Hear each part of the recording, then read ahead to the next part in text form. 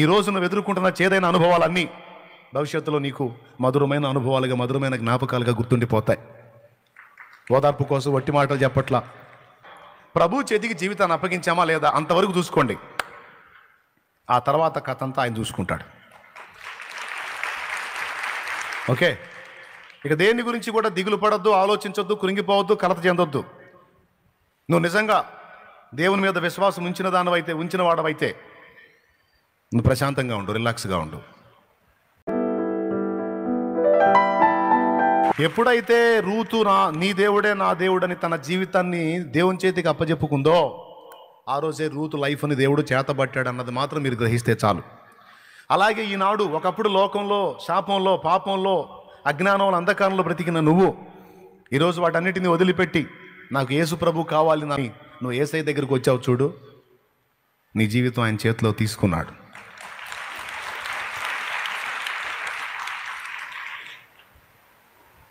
వెంటనే ఒక్క రోజులోనే నువ్వు ఏదో అయిపోతావు అని నేను చెప్పను, కానీ ఒకటి మాత్రం చెప్పగలను, ఆయన చేతికి నీ జీవితాన్ని అప్పచెప్పావు గనుక నీకు ఒక సుందరమైనటువంటి భవిష్యత్తు పరలోకంలో దేవుడు సిద్ధపరిచాడు. భూమి మీద ఉన్నంత వరకు కూడా నీ బాధ్యత ఆయన చూసుకుంటాడు. శాశ్వతమైన భవిష్యత్తు కావాలా, 3 రోజుల భవిష్యత్తు సరిపోయిద్దా? 3 రోజుల జీవితం సరిపోయిద్దా, లేకపోతే శాశ్వతమైన భవిష్యత్తు కావాలా? శాశ్వతమైన భవిష్యత్తు కావాలన్న చేతులు ఎత్తండి. రైట్, మీ బ్రెయిన్లు బాగా పనిచేస్తున్నాయి. కొంతమంది 3 రోజుల జీవితమే చూసుకుంటారు. ఆ 3 రోజుల జీవితానికి సరిపడా సంపాదించుకొని ఇంకెవరిని లెక్క చేయనంటారు. కానీ మనమైతే శాశ్వతమైన జీవితానికి ప్రణాళిక రచించు. ఒక రాజు తన పరివారంతో రాజ్యంలో తిరుగుతున్నాడంట. రాజుగారు వస్తున్నాడు బజార్లో, కానీ అందరూ వచ్చి పాప సాష్టాంగపడి నమస్కారాలు చేసి, మహారాజా మీరు మా వీధిలోకి వస్తున్నారు, ధన్యులమని వాళ్ళ ఆనందాలు తెలుపుతూ ఉన్నారు. రాజు రథం మీద ఊరేగుతూ వస్తున్నాడు. పక్కన మంత్రి ఉన్నాడు. ఒకడు మాత్రం ఇంటి మిద్దె మీద కూర్చున్నాడంట, ఇట్లాంటి కుజ్జి వేసుకొని కూర్చొని 3 ఏళ్ళు చూపిస్తున్నాడంట, మీసం తిప్పుతున్నాడంట. ఎవరికి? పౌరులకు కాదు, మంత్రికి కాదు, డైరెక్ట్గా రాజుకే 3 ఏళ్ళు చూపించి మీసం తిప్పుతున్నాడంట. రాజ్యం మొత్తం తిరిగినట్టు వాడు కనపడలా. రాజుకు ఆశ్చర్యం వేసింది, ఇదేంట్రా అందరూ నేను వస్తుంటే భయపడి వచ్చి ఇళ్ళ ముందుకు వచ్చి నేను వస్తుంటే నా ముందు సాష్టాంగ పడుతున్నారు, నమస్కారాలు చేస్తున్నారు, దండాలు దశకాలు పెడుతున్నారు, వీడెవడరా మిద్దె మీద కుర్చీ చేసి కూర్చొని మీసం తిప్పుతున్నాడు, 3 ఏళ్ళు చూపిస్తున్నాడు, ఏందిరా వీడి సోపా అని రాజు ఆశ్చర్యపోయి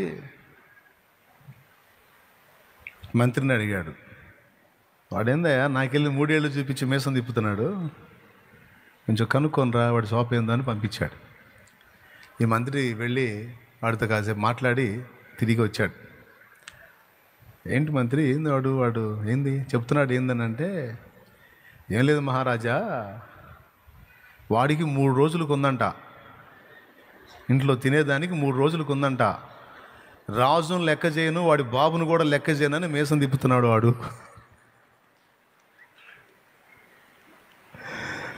చూసారా? అంటే 3 రోజుల్లో భోగం చూసుకున్నాడు, మీసం తిప్పుతున్నాడు, అయిపోతే. అట్లాగే కొంతమంది మనుషులు ఇక్కడున్న 3 నాళ్ల ముచ్చటను చూసుకొని ఇంత మాత్రం చాలనుకొని భ్రమలో బ్రతకడానికి ఇష్టపడుతున్నారు. 3 రోజుల గురించి ఆలోచించేవాడు అజ్ఞాని, నిత్యత్వం అంతటి గురించి ఆలోచించి అడుగులు వేసి జాగ్రత్తలు పడినవాడు జ్ఞాని. Praise the lord. కాబట్టి నువ్వు ఎప్పుడైతే యేసు ప్రభు రక్తం నీడకి వచ్చావో, ఆయన రక్తంలో నీ పాప జీవితం కడిగేసుకొని, ప్రభువా ఇదిగో నేను బాప్తిస్మం పొందాను, మారు మనసు పొందాను, ఇక పాత జీవితం వదిలేస్తున్నాను, ఇక నీ బిడ్డగా నా లైఫ్ నీకు అంకితం అని ఏనాడైతే పలికావో,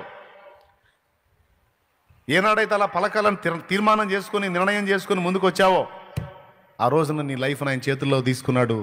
నంబర్ 1, నీకు శాశ్వతమైనటువంటి నిత్య జీవాన్ని ప్రకటించాడు. శాశ్వతమైన ప్రయోజనానికి నిన్ను డిసైడ్ చేశాడు. దేవుడు లోకమును ఎంతో ప్రేమించను, ఎంతో ప్రేమించను, యోహాను 3:16 కాగా తన అద్వితీయ కుమారునిగా పుట్టిన వాని యందు విశ్వాసం ఉంచిన వాడు నశింపక నిత్య జీవం పొందినట్లు ఆయనను అనుగ్రహించను. ఆయన చేతికి మన జీవితాన్ని అప్పగించి ఆయన మార్గంలో నడవడానికి ఇష్టపడిన మనకి శాశ్వతమైన నిత్య జీవాన్ని ప్రకటించేశాడు. దేవుడు లోకమును ఎంతో ప్రేమించెను కాగా ఆయన అద్వితీయ కుమారునిగా పుట్టిన వాని యందు విశ్వాసం ఉంచువాడు నశింపక నిత్య జీవం పొందినట్లు ఆయనను అనుగ్రహించెను. దేవుని కుమారుని విశ్వసించువాడు తీర్పులోనికి రాక మరణములో నుండి జీవములోనికి దాటి ఉన్నాడు, వానికి ఇక తీర్పు తీర్చబడదు అన్నాడు. ఎంత మంచి ఆఫరు, ఉచితంగా ఇచ్చాడు. ఇంత మంచి ఆఫర్ని కూడా కొంతమంది లెక్క చేయరు. మారు మనసు పొందయ్యా, బాప్తిసం పొందయ్యా, ప్రభువుని విశ్వసించయ్యా, ఇక ప్రభువుని సేవించయ్యా, ప్రభువుని వెంబడించయ్యా, లెక్క చేయరు కొంతమంది. లెక్క చేయకపోతే నన్నేం చేయమంటారు? చెప్పిన మాట వింటే బాగుపడతారు, బయటపడతారు. లేకపోతే రేపు ఉంటుంది, అడిగిపోతారు. అందుకే అందరికీ ప్రేమతో హెచ్చరిక చేస్తున్నా, మారు మనసు పొందకపోతే పొందండి, పొంది ఉంటే రక్షణ పొందండి, రక్షణ కూడా పొంది ఉంటే ఇక భయపడకండి, దిగులు పడకండి, కలత చెందకండి. ఎందుకంటే నిన్ను పిలిచిన వాడు నమ్మదగినవాడు, నీ జీవితాన్ని తన చేత పట్టుకున్న వాడు నమ్మదగినవాడు. తప్పకుండా నీ జీవితాన్ని ఆశీర్వాదకరంగా మారుస్తాడు. నీకు అనుమతించేటువంటి ప్రతి పరిస్థితి నీ మేలుకే మారిద్ది, నీ ఆశీర్వాదానికే మారిద్ది. నీకు నష్టంగా సంభవించినవి సైతం భవిష్యత్తులో నువ్వు చూసుకున్నప్పుడు అవి నీకు లాభంగా మారిపోతాయి. ఈరోజు నువ్వు ఎదుర్కొంటున్న చేదైన అనుభవాలన్నీ భవిష్యత్తులో నీకు మధురమైన అనుభవాలుగా, మధురమైన జ్ఞాపకాలుగా గుర్తుండిపోతాయి. ఓదార్పు కోసం వట్టి మాటలు చెప్పట్లా, దేవుని వాక్యం ఇచ్చిన సాక్ష్యం మాట్లాడుతున్నా. కాబట్టి ఫస్ట్ మనం చూడాల్సినవి బ్యాలెన్స్ చూసుకుంటే చాలు. ప్రభువు చెప్పినట్లు మనం విన్నామా, ప్రభు మార్గంలోకి వచ్చామా, ప్రభు చేతికి జీవితాన్ని అప్పగించామా లేదా, అంతవరకు చూసుకోండి. ఆ తర్వాత కథ అంతా ఆయన చూసుకుంటాడు. ఓకే, ఇక దేని గురించి కూడా దిగులు పడద్దు, ఆలోచించొద్దు, కృంగిపోవద్దు, కలత చెందొద్దు. నువ్వు నిజంగా దేవుని మీద విశ్వాసం ఉంచిన వాడవైతే నువ్వు ప్రశాంతంగా ఉండు, రిలాక్స్గా ఉండు. నిజంగా నువ్వు కంగారు పడి, భయపడి, దిగులు పడి, కృంగిపోయి, ఏడ్చి, మొత్తుకొని దేవుని ఎరుగుండి కూడా, దేవుని గురించిన సత్యం తెలుసుకోనుండి కూడా, ఆయన మహాజ్ఞానం తెలుసు, సర్వశక్తి గలవాడని తెలుసు, ఆయనకు అసాధ్యమైంది ఏది లేదని తెలుసు, జరిగినవన్నీ కూడా ఆయనకు తెలియకుండా జరగట్లేదని తెలుసు. ఇన్ని తెలిసి కూడా నువ్వు మళ్ళా దేవుణ్ణి సందేహించి, కృంగిపోయి, కుమిలిపోయి, కలత చెంది, దిగులుతో, విచారంతో, వేదనతో ఒకవేళ నువ్వు బ్రతుకుతుంటే నీకు తెలుసా, నువ్వు దేవుణ్ణి అవమానపరుస్తున్నావు, నువ్వు దేవుణ్ణి తృణీకరిస్తున్నావు, అవమానపరుస్తున్నావు. నువ్వు ఆయన నమ్మావు, ఆయన కార్యం త్వరపెడతాడు, ప్రతిదీ చక్కబెడతాడు, ఇహమందును పరమందును కూడా. ఇంకా చెప్పాలంటే, ఇంకా పచ్చిగా చెప్పాలంటే, ఆయన బిడ్డవైన నువ్వు, ఆయన కుమార్తెవైన నీవు, ఆయన కుమారుడైన నీవు, ఆయన రక్తంలో కడగబడిన నీవు ఏమేం పొందాల్సి ఉందో, ఏమేమి నీకు చెందాల్సి ఉందో, ఎప్పుడెప్పుడు ఏ ఘట్టం నీకు అందుబాటులోకి రావాల్సి ఉందో అవన్నీ ముందే రెడీ చేయబడ్డాయి.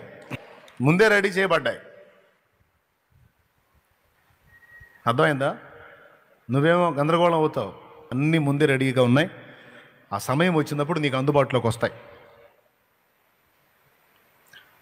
నిన్న క్రికెట్ అయిందనుకో,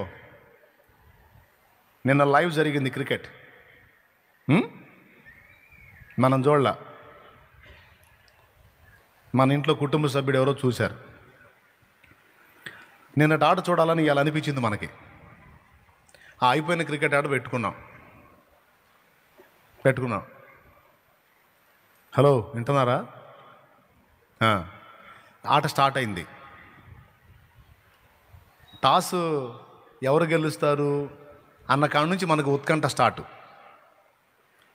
మనకి. కానీ మన పక్కన ఉన్నాడే మన కుటుంబ సభ్యుడు, నిన్నటి రోజున ఆట చూసినోడు, అతను ఏమన్నా టెన్షన్ ఫీల్ అవుతాడా, కంగారు పడతాడా? ఎందుకు? వాళ్ళకి తెలుసు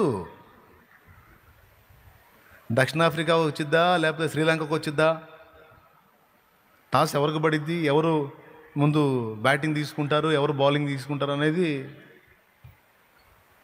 దక్షిణాఫ్రికా శ్రీలంక ఆట జరిగిందని నీకెట్ట తెలుసు అంటే న్యూస్లో విన్నాలే. స్తోత్రం, గట్టిగా చెప్పండి. అర్థమైందా? ఇక ఆట స్టార్ట్ అయింది. మనమేమో ప్రతి బాల్కి మనకి టెన్షను, కానీ మన పక్కన ఉన్నోడు ప్రశాంతంగా కూర్చొని చూస్తూ ఉంటాడు.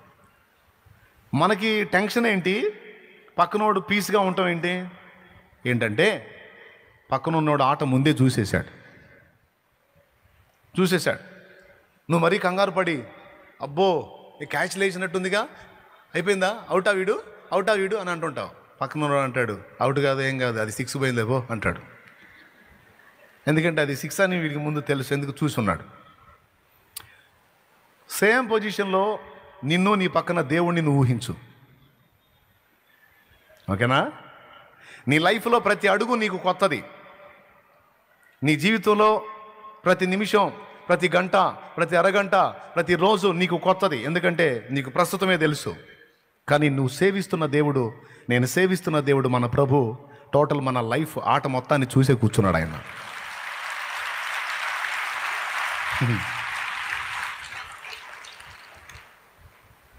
ఇప్పుడు టెన్షన్ ఉంటే ఎవరికి ఉంటుంది? ఆటలో ఉన్న మనకుంటుంది, ఆట చూస్తున్న మనకుంటుంది ఫ్రెష్గా. ఆల్రెడీ చూసేసినోడికి ఉంటుందా? అందుకే ఆయన ప్రశాంతంగా ఉండు అంటాడు. ఆయన కూడా ప్రశాంతంగా ఉంటాడు, నిన్ను కూడా ప్రశాంతంగా ఉండు అంటాడు.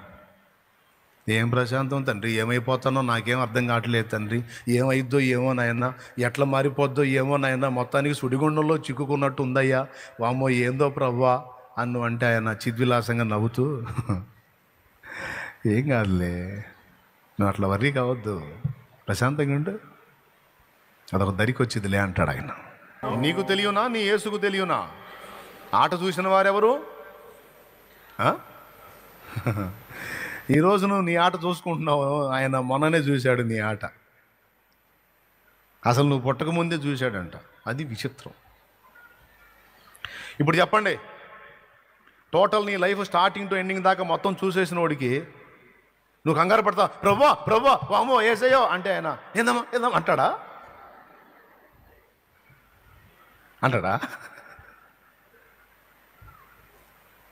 భయపడుకు అంటాడు. Praise the lord. ఏమంటాడు? భయపడుకు, నేను నీకు తోడై ఉన్నాను.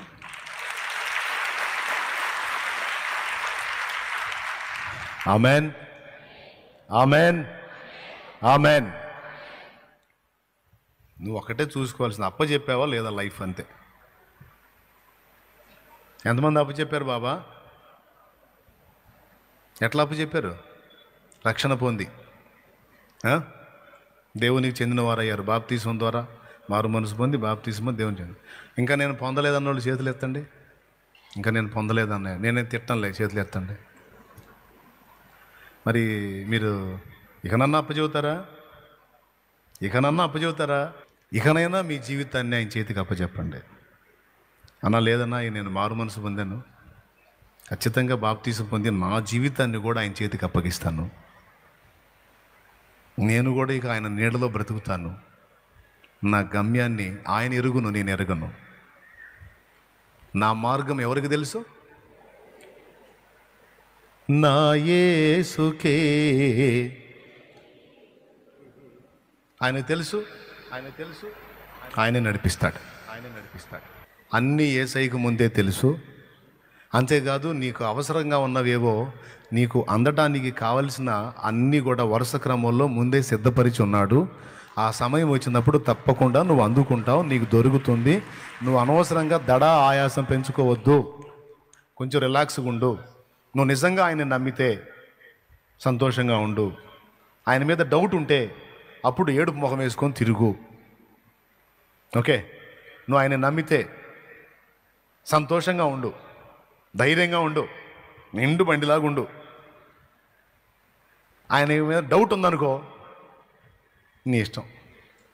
కానీ ఒకటి, దేవుణ్ణి ఎరిగిన బిడ్డవై ఉండి నువ్వు మళ్ళీ భయంలో బతుకుతుంటే ఆయన్ని అవమానపరుస్తున్నట్టు అనేది మాత్రం నిజం. దేవునికి మహిమ. మీరు డబ్బులు లెక్కేమని నన్ను ఇచ్చారు, నాకు ఇచ్చారు, నేను లెక్కేసా, ఇంత ఉన్నాయని చెప్పా. మళ్ళీ ఇంకొకటికి ఇచ్చి లెక్కేయమన్నారు, వాడు లెక్కేసి అంతే సంఖ్య చెప్పాడు. మళ్ళీ ఇంకొకటికి ఇచ్చి లెక్కేయమన్నారు. అప్పుడు నాకు ఎట్టుంటుంది? ఆనందంగా ఉంటుందా, అవమానంగా ఉంటుందా? ఎందుకు అవమానం? ఇతను వీడేందిరా నాయన నన్ను నమ్మలేదు, నమ్మనోడు నాకు ఎందుకు ఇవ్వాలా? కొంతమంది అంతే చేస్తారు. ఇట్లాంటి అవమానాలు తగులుతాయి మనకు అక్కడక్కడ, ఇంతే చేస్తారు. మనల్నే నమ్మినట్టు మనకే అప్పచెప్పినట్టు షో చేస్తారు, మళ్ళీ ఇంకొకడిని ఎంటర్ చేస్తారు. కొన్ని జీవితాలు అంతే, అది అవమానం మనకి. నమ్మి డబ్బులు లెక్క వేయమన్నప్పుడు లెక్కేసి ఇచ్చాను అనుకో, ఇంకంతే అయిపోవాలి అక్కడ. మళ్ళీ ఇంకొకటికి ఇస్తే, లేదా ఆ డబ్బులు నేను లెక్కేసి ఇచ్చిన మళ్ళీ తీసుకొని మళ్ళీ నువ్వు లెక్కేస్తే నాకు అవమానమేగా. యాజ్ ఇట్ ఈజ్గా అంతే ఫీల్ అవుతాడు దేవుడు కూడా. దేవా నా జీవితం నీ చేతికి అప్పచెప్పా, నీకే స్తోత్రం తండ్రి అన్న తర్వాత మళ్ళీ నువ్వు ప్రెజర్ అవుతున్నావు అనుకో, ఇదిగో నువ్వు నన్ను నమ్మట్లేదు, నన్ను అవమానపరుస్తున్నావు అంటాడు ఆయన. ఎంతమందికి అర్థమైందో? కాబట్టి అవమానపరుస్తారా? విశ్వాసాన్ని బట్టి ధైర్యంగా ముందుకు సాగుతారా? మన ఆట ఆయన చూశాడా లేదా? మనం చూసామా? ఆయన అయిపోయింది. ఇప్పుడు చెప్పండి, భవిష్యత్ సంభవాలు చెప్పమంటారా, లేకపోతే ఈ సమస్యలు తీరే మార్గం చెప్పమంటారా? మరి సమస్యలు ఆయన చేతికి అప్పచెప్దాంలేనా, ఆయన చూసుకుంటాడు. ఆయన కూడా అదే చెబుతున్నాడు, అవన్నీ నాకు అప్పచెప్పేసేయండి, నేను చెప్పినవి విని మీరు ముందుకు సాగండి అంటాడు ఆయన. మరి ఈ సమస్యలో ప్రభు అంటే నాకు అప్పచెప్పు, నేను అవి చూసుకుంటాను, నేను చెప్పింది విని నువ్వు జాగ్రత్త పడాల్సింది జాగ్రత్త పడంటాడు. కాబట్టి ఇక మీరు ఏ జబ్బను, అప్పను, కేసును, సమస్యను 24 చెప్పు నాకు, నేను ఇక వినను, నువ్వు కూడా పట్టించుకోవద్దంటే నీ కాదు కాబట్టి నువ్వు పట్టించుకో. మరి మేము అనుపిస్తున్నాం గేడా, మేము పట్టించుకోకపోతే ఎట్ట అనొద్దు. ఒకవేళ నువ్వు ఆ పాయింట్కి వచ్చావు అనుకో, మన ఇద్దరం కూర్చుందావరా, నీ సమస్యలు నువ్వు చెప్పు, నేను చెబుతా, ఎవరికి మైండ్ పోయితో చూద్దాం. ఇప్పుడు నీకు 4-5 సమస్యలు ఉన్నాయనుకో, నాకు 45 సమస్యలు. మరి నేను చెప్పేది జోక్ కాదు. నువ్వు చిన్న ఫ్యామిలీని రొటేట్ చేస్తున్నావు, ఈడ 1000 కుటుంబాలు ఉన్నాయి. మరి మళ్ళా నా ఓన్ కుటుంబం కూడా పెద్ద కుటుంబం. ఏం పెద్ద కుటుంబం? ఒక భార్య, 2 పిల్లలు, అదేగా నీ కుటుంబం అనేరు. ఫ్యామిలీ పెద్ద ఫ్యామిలీ ఉంది, ఆ ఫ్యామిలీని పక్కన పెడితే ఇదిగో ఈ ఫ్యామిలీ, ఇలాంటి ఫ్యామిలీలు వందలాది ఉన్నాయి.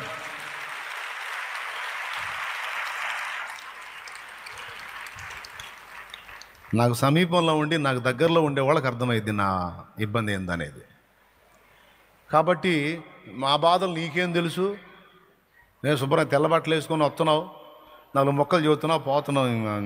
మా బాధలు నీకు అర్థం అవుతాయి ఏంటంటే అట్టయితే కూర్చున్నారా, ఎవరు బాధలు ఎక్కువ తేల్చుకుందా, ఎవరు బాధ్యతలు ఎక్కువో, ఎవరు బాధలు ఎక్కువో, ఎవరికి మెంటల్ టార్చర్ ఎక్కువో, ఎవరికి నిద్ర లేని రాత్రులు ఉంటాయో తేల్చుకున్నారా. అసలు నువ్వు నేను నా స్వాప నువ్వు వింటే, నేను బడే నువ్వు వింటే, అన్నా ఈ లెక్కన అసలు నాకు సమస్య కాదు కన్నా నువ్వు అనకపోతే అప్పుడు అడుగు, అంతే.